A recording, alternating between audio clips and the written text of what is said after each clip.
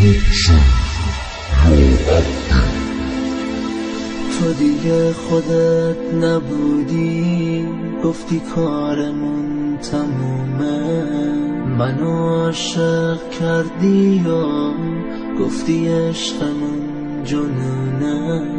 تو گلوم یه بغض کهنه‌ست که همیشه در سکوته.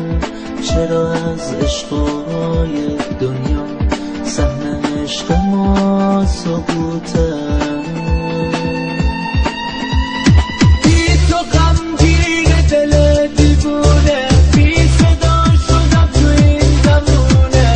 از شلاق بی وفایی تو زخمی تنم خدا میدونه. بی تو غمگین دل دیوونه، بی صدا شدم تو این زمونه. از شلاق بی وفایی تو زخمی تنم خدا میدونه.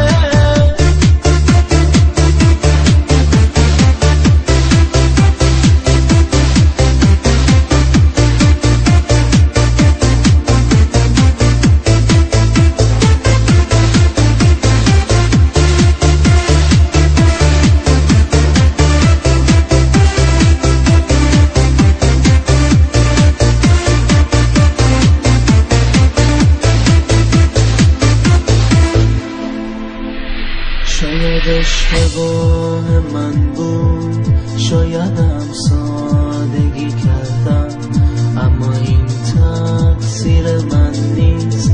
اینجوری زندگی کردم مثل جون برام عزیزی. من به تو بدی نکردم، تو اگه بد کردی عشقم من شکایتی نکردم. گلایه های دنیا سهم من فقط سکوت بود.